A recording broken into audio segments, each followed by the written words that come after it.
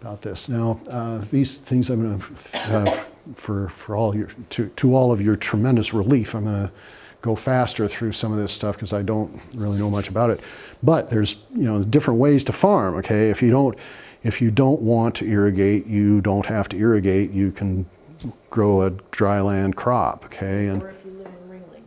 Or if water's unavailable. Or if you don't have water, yeah, you're stuck. And I talked to a farmer here a couple years ago, and it was a very dry year, and I said, well, how's it going? And he says, well, we don't have any water, so we can't grow anything. It's like, wow, we don't have water. So, but it doesn't happen. Oh, you do? Do you? Occasionally. Yeah. Well, and yeah. I think it's common to run out of water in Montana. Yeah. It's no mystery. Dryland irrigated. Yeah, we don't know how to dryland farm. If you dryland farm, you have no expectations besides Mother Nature. Yeah. Well, and most of the farms in Montana by far are dryland farms. So, and I've got a couple slides on that. Greenhouses, that we talked about, Joel and I talked about, well, do we want to put greenhouses in or take greenhouses out? Do we put drip irrigation in and drip irrigation out? Well, face it, with one pivot system, you're going to go through more water than for all the greenhouse area in the state, okay? So the scale is so tremendous on, in these outdoor large irrigation systems that's what we're going to focus on, okay? Cropping systems, I'll talk a little bit about that. We're talking about things like, no-till and mulching and, that kind of stuff. So, and I know those words, but you guys are much more aware of that stuff. So, and, here we're talking, 45.5 million acres in Montana of dryland farm. Okay, so it's, that's a lot. And the next one is irrigated, 1.9. So 1.9 compared to 45, so. Most of that's range, so you're about 12 million planted or 11. What's that? A bunch of that's rangeland. So your planted acres is around 11 or 12 million. 11 or 12. But still you're looking at 15 Yeah. to 20% is irrigated. Yeah. Yeah. So, and then this was kind of fun. I just divided the numbers, and I came up with, the field crops value 2.3 billion divided by 1.9 million acres, came up with 1/10 of a cent per square foot. Okay, so the value of field crops, and it does include rangeland. I struggled with that a little bit. I was like, what's the difference? Okay. Well, there's also some category called other land, which is a bit problematic if you really want to track what's going on, because that includes where your buildings are. Oh. It also includes tillage land. Like Which, fallow. fallow. Oh, okay. Which So that wouldn't go into. Because it's not. It's not irrigated. It's not in production in that. Yeah. I mean, Oh, in that it's year. Right, in that year. Right. But, like, the chunk of land that your barn is on is never going to be farmed. But they're in the same category, Yeah. Okay. which is Well, here's the other fun number: the 3.4 million, and see, greenhouses are measured in square feet, not in acres. Okay, so 3.4 million square feet, 78 acres. Okay, in 2012, most of this is flowers. Okay, floral greenhouses. So we're not even talking vegetables here. But here, the value of $29 million is $8 a square foot.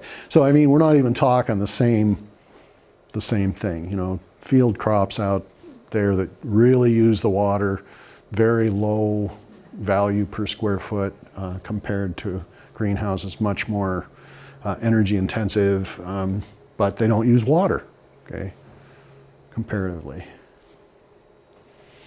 And cropping systems is this, there's The thing is when you're growing just a monoculture crop, it's going to have, and you're irrigating, you're going to have certain water use.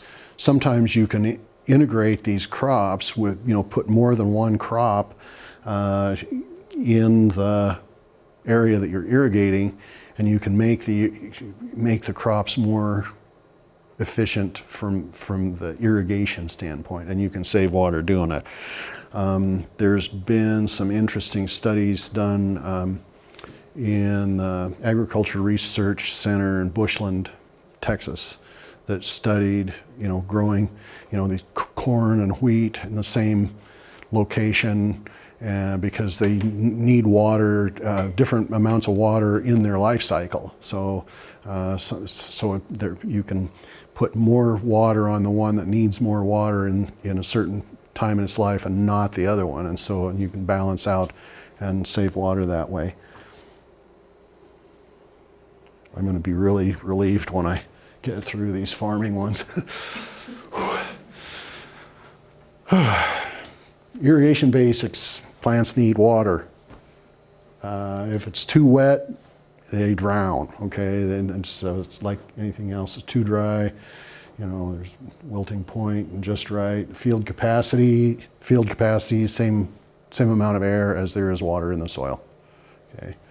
So I think that's 25%, if I remember from my gardener class. So anyway, the photograph, of course, is Goldilocks. So we've got a just right thing. And then we've got evapotranspiration, which I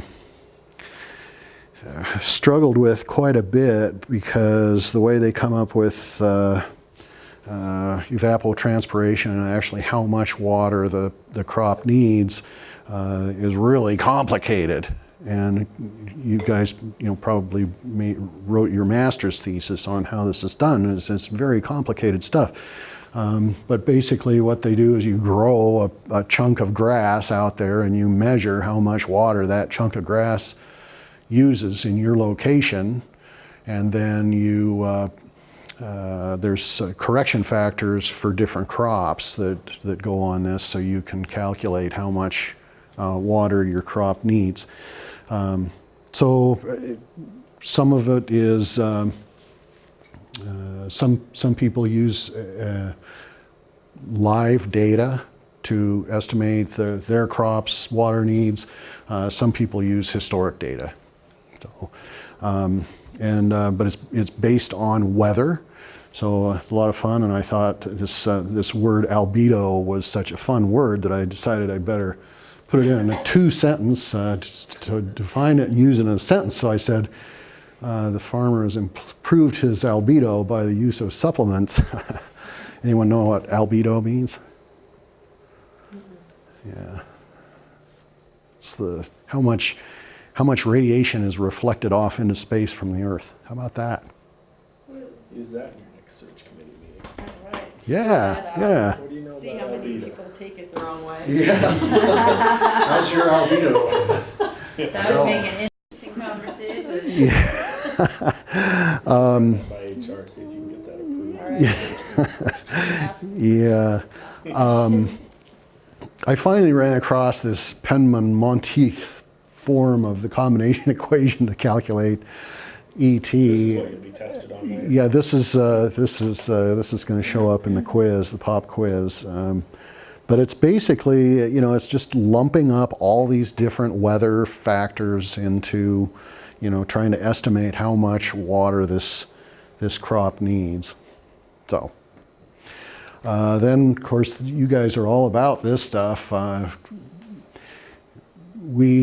Sometimes we don't need to add water. Okay, this is the first main idea of the presentation is sometimes we don't need to add water. Okay, we get enough from precipitation. We just have to provide the adequate water to the root zone. Root zone is depends on the crop. Some root zones are shallower than others, and so some what? Come on in. Oh, hi. Grab a chair.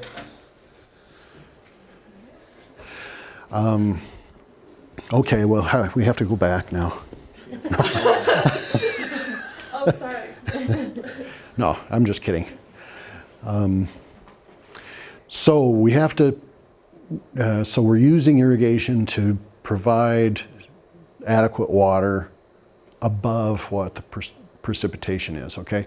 Now, very common practice in Montana is you turn on the pivot and the 1st of May, and you turn the pivot off at the end of September, right? Has anyone seen this habit? Sure, very common, you know, everyone does this. So this water, okay, and you know, I suppose, you know, if your historic view of evapotranspiration, and you know your crop and you know your field and everything, and you've been doing this for, you know, what's that? And your albedo.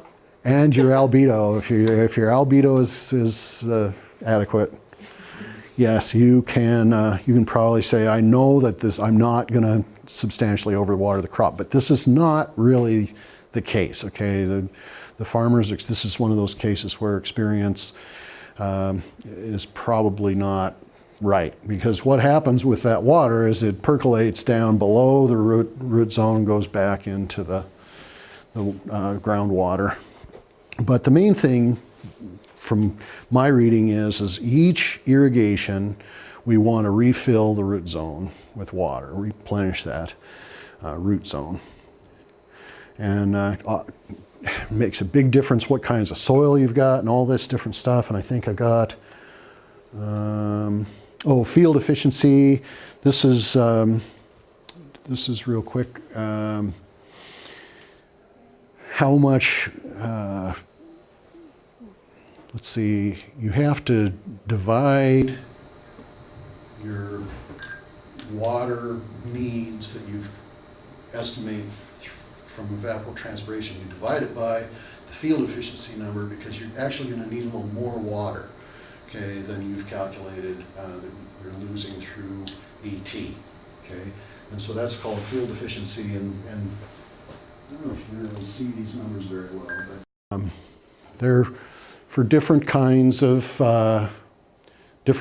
surfaces, different kinds of sprinklers, and different systems like pivot, and these are wheel lines, trickle systems. I mean, this is all here. So this is how efficient our field is, or how much more water we have to add to the field to irrigate it.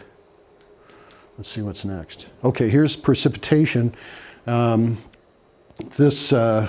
picture of the state is the average annual, okay, and the red is dry and the blue is wet, okay, like you'd expect. Some maps, especially wind maps, the colors aren't intuitive, you know. Like sometimes blue is really windy, you know, and sometimes red is really windy, so it's a little strange. But precipitation, yeah, the dry stuff is red and the wet stuff is blue. Well, and then it doesn't happen, and it might not happen when you need it. Okay, so this one is April, May, and June. You see, there's a lot more water in April, May, and June than there is in July and August. So, if you can, especially microclimate-wise, if you can time your planting, if you can time the life cycle of the plants that you're growing to match the precipitation as closely as you can, then you can minimize the amount of irrigation water that you need. Here's a bunch of data sources. I want everyone to write these down as fast as they can. No, it's going to be online, but probably the most useful one for irrigation scheduling, which is kind of the next topic, maybe, if I remember right, is irrigation scheduling is Agrimet. Okay, and has anybody visited Agrimet sites and that kind of data? Yeah. Okay, so this is all that fun stuff that goes into the ET number the agromet station collects this data, and then so you can use this with your irrigation scheduling to hopefully shut off your irrigation from time to time. A little bit on units of measure, and again, we're talking about big areas. Okay, we're not going to focus on row crops or greenhouses, which are square feet. This is acres. Okay, and the reason that we're talking about this large scale is, the idea is we're going to save water. So, and we use a tremendous amount of water, more water in one pivot in Montana than we do in all the greenhouse area. So we're going to do large stuff. Okay, so I had a professor in college. Believe it or not, his hobby was units of measure, and sometimes he would put want you to answer a question on an exam in some bizarre unit of measure. And he would relate he'd say, how fast are you driving in furlongs per fortnight? Okay, furlongs per fortnight. So anyway, and you guys being agriculture experts know that an acre is a chain by a furlong. Okay, anyway, right? Right. Yeah, you're awesome. Okay, and I knew that a hectare was about 2.5 acres, but I didn't know what a hectare was. A hectare is But those darn Europeans grow. yeah, it's they're like tortoise. There's a myth or a legend about the tortoise and the hectare.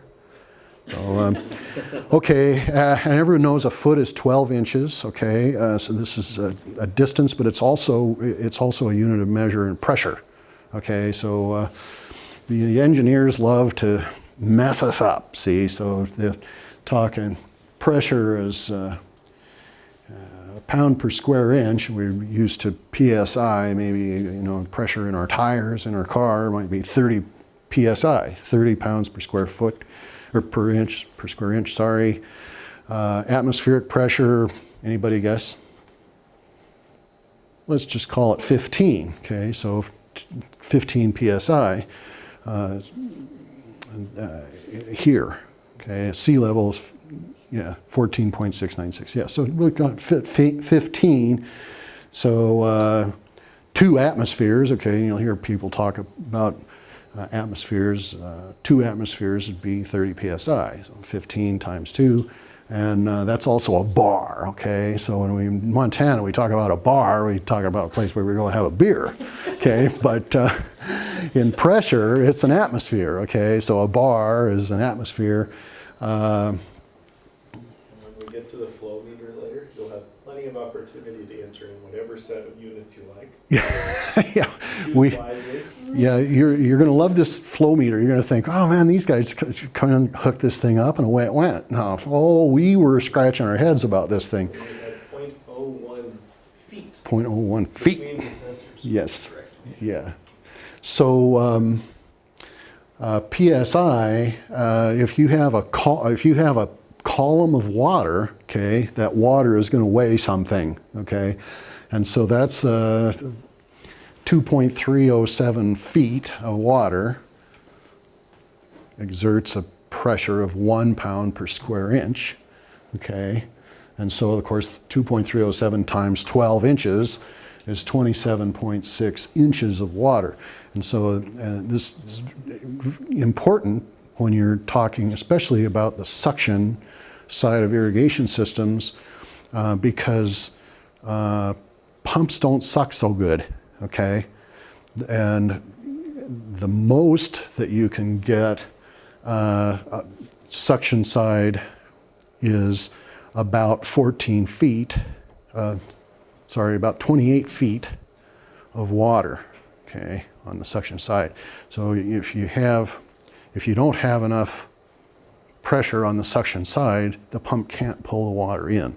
Okay, so that's, and you see these units in irrigation, a little bit more volume. We talk about it in terms of acre feet.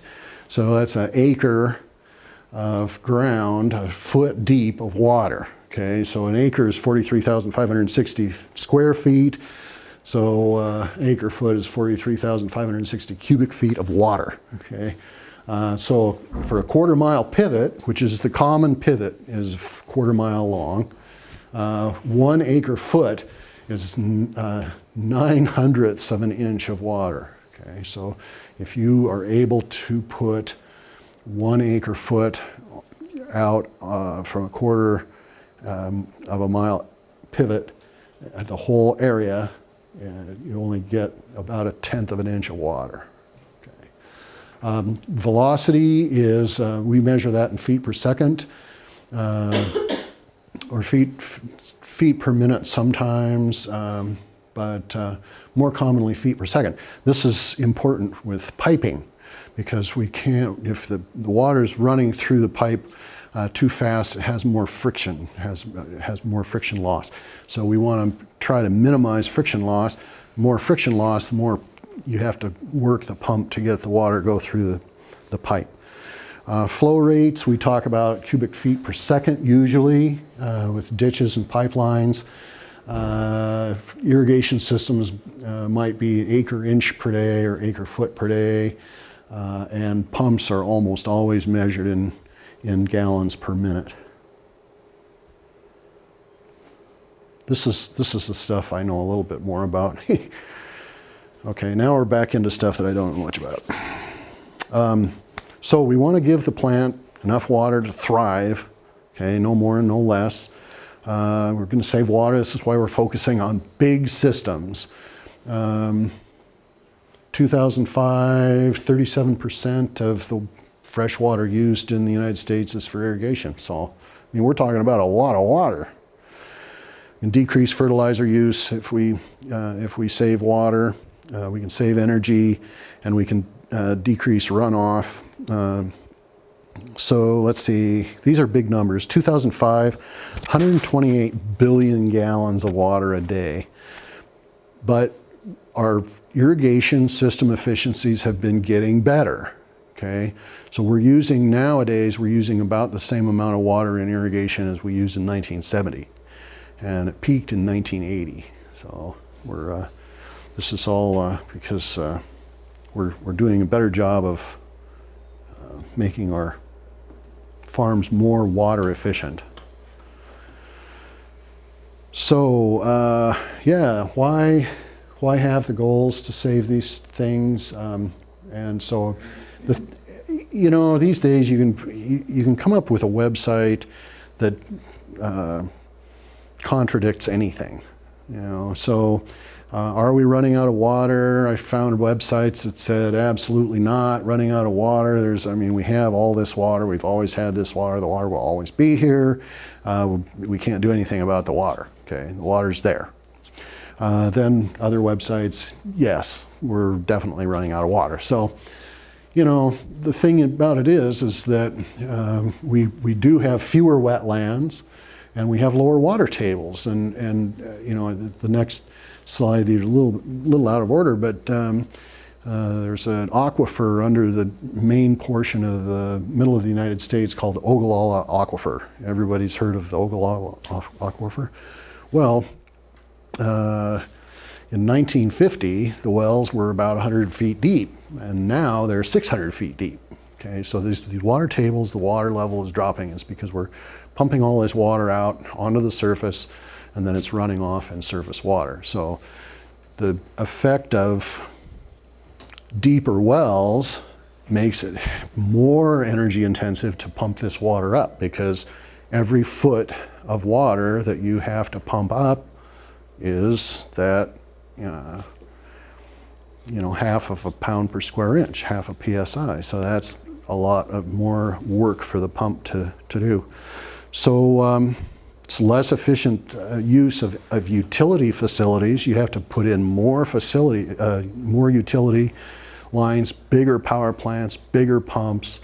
All this, ends up being with a higher demand rate. So, and every farmer I ever talked to hates demand rates, okay? And you guys probably get this all the time. Well, farming would be all right except for the demand rate. So we'll talk more about demand rates later. Everyone understands demand? It's a problem, right? So, yeah, and effluent impacts, again, increased fertilizer costs. If we're not able to keep the fertilizer on the ground, there, on the field, it's going to run off and then causes all kinds of problems in the watershed, okay? So that increases costs to treat it for municipalities. So this is, you know, this cycle, this water cycle is basically, if we're able to improve the efficiency of our irrigation systems, we're going to save money societally. It's not just the farmer's going to save money here with the farm, but the whole society is going to benefit by having more energy efficient irrigation. How'd I do for time? I'm done, right? Sure.